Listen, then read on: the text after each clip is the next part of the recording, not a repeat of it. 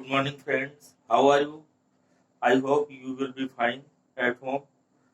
तो अब शुरू करते हैं आज का टॉपिक। आज का टॉपिक जो है मैथमेटिक्स क्लास 12 से रिलेट करता हुआ है, वही इन्वर्स ट्रिग्नोमेट्रिक फंक्शन को देखते हुए। इन्वर्स ट्रिग्नोमेट्रिक फंक्शन में कुछ खास फार्मूलों के बारे में पिछले क्लिप में हमने जिक्र किया था।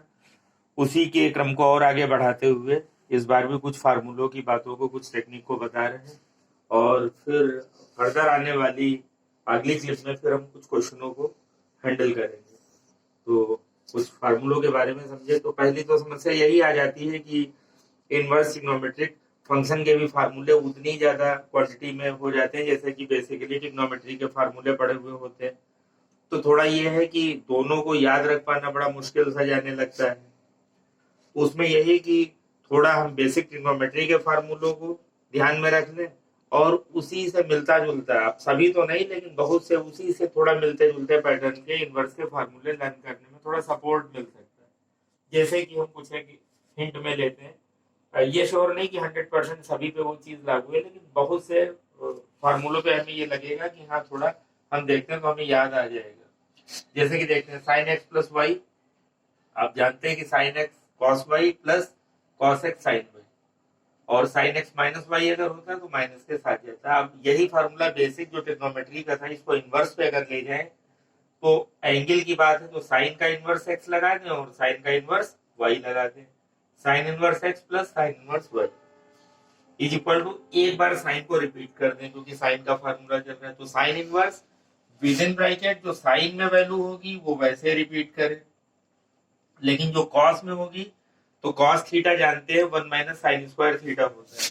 Cos theta is equal to 1 minus sine square theta.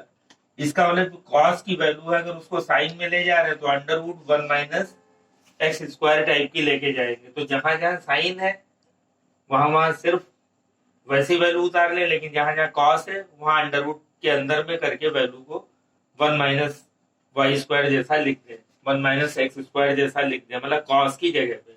देखें कैसे करते हैं।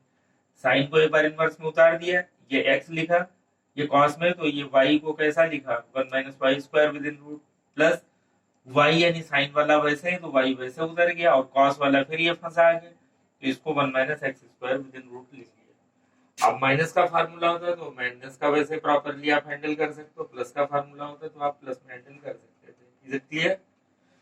इसी तरीके से और बाकी क्वेश्चनों पे देखें कि cos x प्लस वाई तो cos x cos y minus sin x sin y होता है। इसी को इनवर्स में ठीक उसी तरीके से ले जाएं, cos inverse x plus cos inverse y, तो यहाँ पे एक बार cos लगा दें, cos इनवर्स लगा दिया एक बार cos इनवर्स।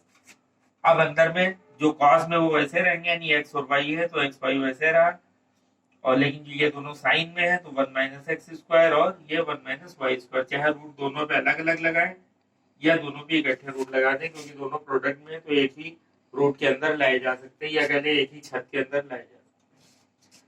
ठीक इसी तरीके से tan वाले पे चले जाए, tan x plus y, tan x plus tan y upon में 1 minus tan x tan y, और tan x माइनस वाई का अगर होता तो tan x minus tan y upon 1 plus tan x tan y. अब अगर इसी को इनवर्स में ले जाते हैं तो tan inverse x plus tan inverse y is equal to tan inverse x plus y upon 1 minus x y. जैसा फार्मूला चल रहा हो, माइनस का चल रहा हो तो माइनस के साथ और प्लस का चल रहा हो तो प्लस के साथ।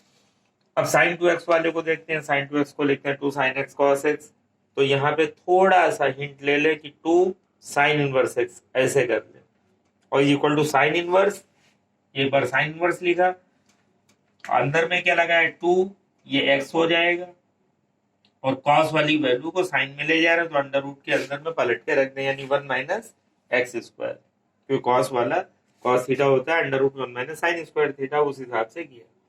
अब tan 2x 2 tan x upon 1 minus sine square x, तो 2 tan inverse x is equal to tan inverse 2x upon 1 minus x square. Sine 2x का भी फार्मूला है, tan पे बिलोंग करता है, तो sine 2x is equal to 2 tan x upon 1 plus tan square x. अगर minus चलता है तो tan 2x का था, लेकिन अगर प्लस होता है तो sin 2x का था।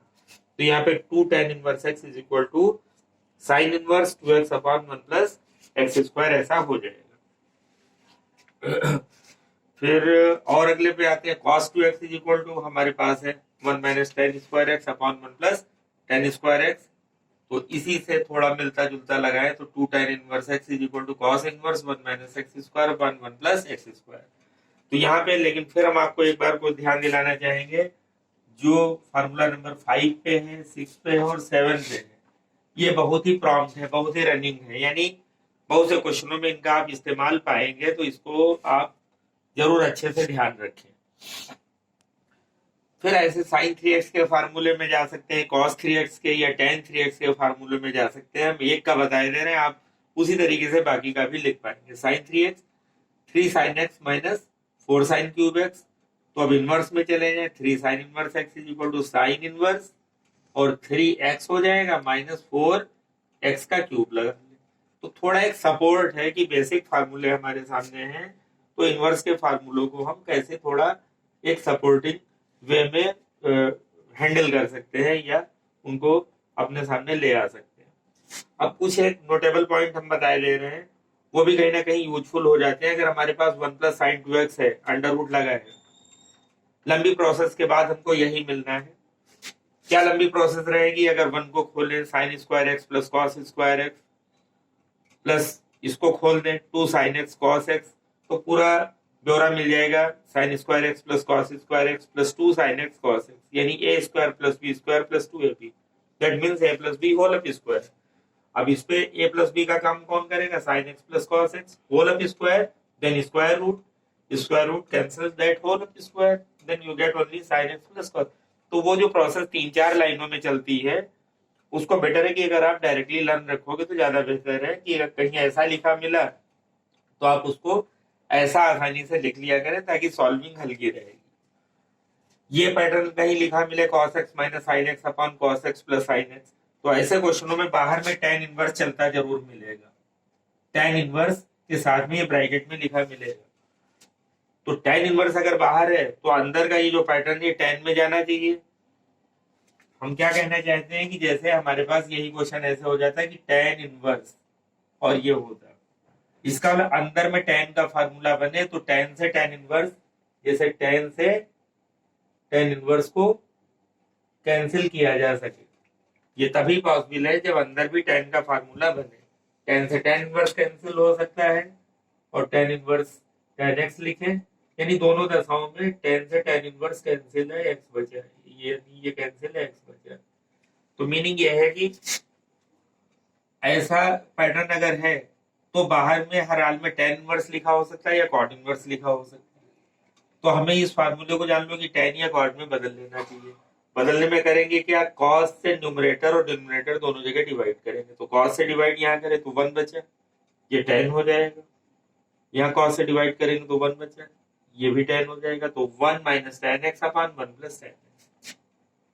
और इसको फर्दर अगली लाइन में क्या कर लेंगे? 1 को tan पाई बाई 4, बस सारी बात आप समझ सकते हैं। tan x माइनस वाई जैसा फार्मूला बन जाएगा।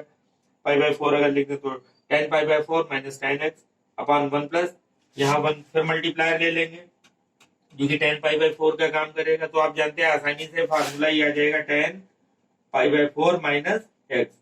और बाई द वे जैसा अभी हम बता रहे थे कि बाहर अगर tan इनवर्स चल रहा होता तो अभी उस tan इनवर्स से tan ये कैंसिल हो जाता है, सिर्फ हमारे पास क्या रह जाता है? Pi by 4 minus x. Further ये तो इनवर्स में हम लोग कर रहे हैं, अगर इसी क्वेश्चन को डी बाई डी एक्स लगा देते इससे पहले डिफरेंशिएट करने के लिए, यानी अगर हम इसी का क्या कर रहे होते डिफरेंशिएशन, तो वैसे तो बड़ी जंबोजेट प्रोसेस होती जाती, इसको टी सपोज करते हैं, फिर डिवीजन फार्मूला लगाएं, ये करें वो करें। बेहतरी यहाँ पे ये है कि अगर हमने ये सब कुछ चेंज कर लिया और हमारे पास सिर्फ ये बचा, और अगर डिफरेंशिएट करने जा रहे हैं तो पाई बाई 4 का 0 हो जाता और एक्स का 1 हो जाता। यानी कहने का मतलब है कि जो ट्रिकी बेस है या इनवर्स की जो कॉन्सेप्ट आप पढ़ रहे हैं कि क्या रखने पे क्या हल्का हो सकता है, ये आप कैलकुलस में जो डिफरेंशिएशन का हिस्सा जो होगा वहां ट्रांसफॉर्मेशन में भी ये सारी चीजें बहुत काम आ जाती हैं, इसलिए थोड़ा और ध्यान देने की आवश्यकता रहेगी। इसी तरीके से 1 plus sine x with root है तो हाफ एंगल पे लिए गए, पैटर्न वही जैसा कि अभी बताए थे, बस वो मल्टीपल ऑफ एंगल है, ये सब मल्टीपल ऑफ एंगल पे हम जा रहे हैं। Multiple of angle sine 2x, sine 4x, sine 6x, और सब मल्टीपल में साइन x है तो sign x/2, sign x/4, sign x/8, ऐसे अगर हम डिवीजन में चले जाते हैं तो सब मल्टीपल ऑफ एंगल की बात करते हैं, और मल्टीप्लायर में चले जाते हैं तो मल्टीपल ऑफ एंगल की बात करते हैं।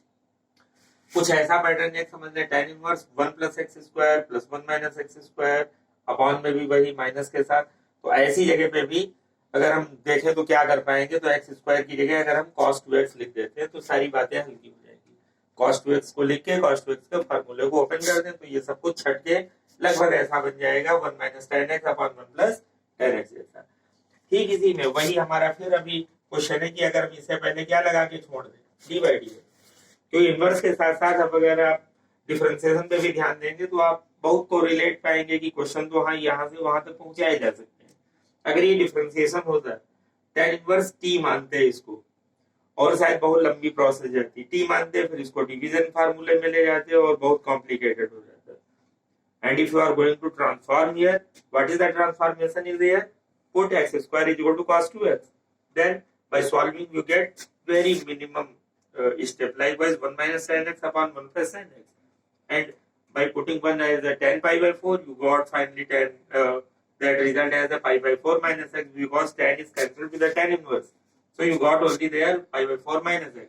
And if you are going to differentiate now, then what is the value of pi/4 is, that is 0 because it is a constant, and the x becomes as 1, so -1 is the answer there.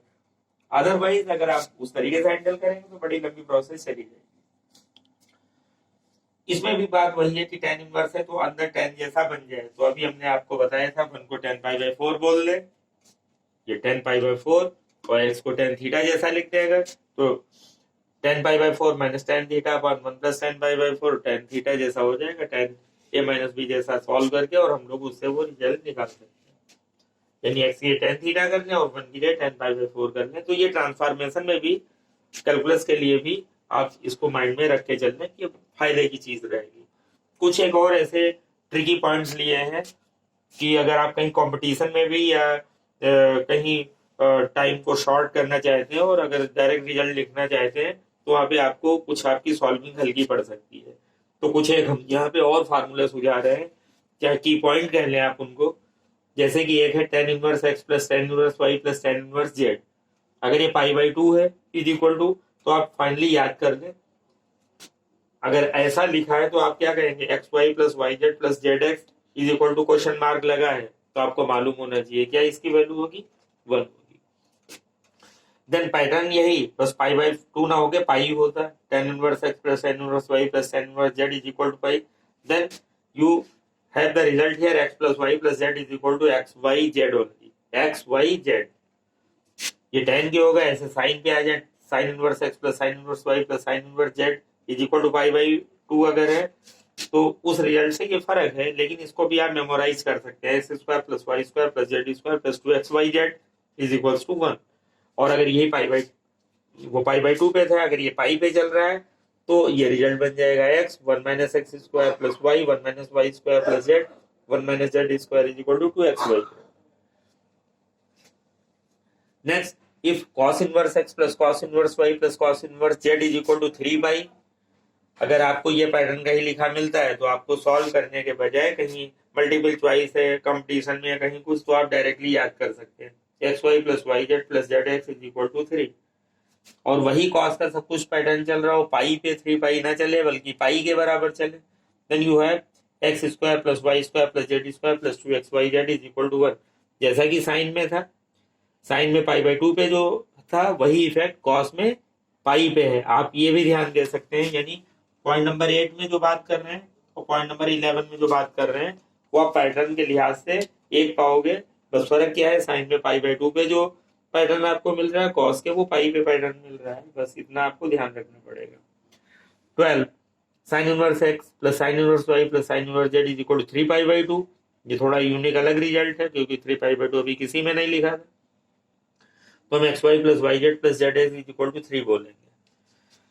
और दो ऐसे result और हैं, if sin inverse x + sin inverse y is equal to theta, अगर sin inverse x + sin inverse y theta है तो cos inverse x + cos inverse y क्या होगा, तो ये पाई - थीटा होगा। बहुत ही इफेक्टिव रिजल्ट है, कहीं भी डायरेक्ट यूज करना हो तो आप यूज कर सकते हैं। नेक्स्ट वन, अगर यही साइन के बजाय कॉस में होता तो बिल्कुल यही अगला पैटर्न हो जाएगा। If cos inverse x plus cos inverse y is equal to theta, then sine inverse x plus sine inverse y is equal to pi minus theta. तो थोड़ा इनको मेमोराइज करें और इसको इस वे में माइंड में बैठाने, इस इंटरेस्ट के साथ कि यही चीजें कहीं ना कहीं हमको कैलकुलस में डिफरेंशिएशन में भी सपोर्ट करने वाली हैं कि हमें फार्मूला जितना अच्छे से याद रहेगा वहां ट्रांसफॉर्मेशन में भी ये चीज काम आएगी। और इंटीग्रेशन से हटके अगर डिफरेंशिएशन की बात करें तो इनवर्स के कोई भी ये जो क्वेश्चंस हैं या ये जो फार्मूले हैं इनके पीछे सिर्फ डी बाई डी एक्स लगाने की जरूरत रह जाएगी। यही इनवर्स से हटके क्वेश्चन डिफरेंशिएशन का बन जाएगा जाके। तो इसलिए आप इसको उस इंटरेस्ट के साथ जरूर देखें। और अगली क्लिप में कुछ ना कुछ मैं क्वेश्चनों को, कुछ ना कुछ मैं प्रॉब्लम्स को हैंडल करने की कोशिश करूंगा। तो आप इस क्लिप को देखें और अगर बेहतर समझते तो लाइक और सब्सक्राइब करना ना भूलें। और उम्मीद करते हैं कि आप के सुझाव और सपोर्ट हमको मिलते रहेंगे और हम भी कुछ ना कुछ उसी पैटर्न पे कुछ ना कुछ आगे बढ़ते रह पाएंगे। Okay, have a nice day.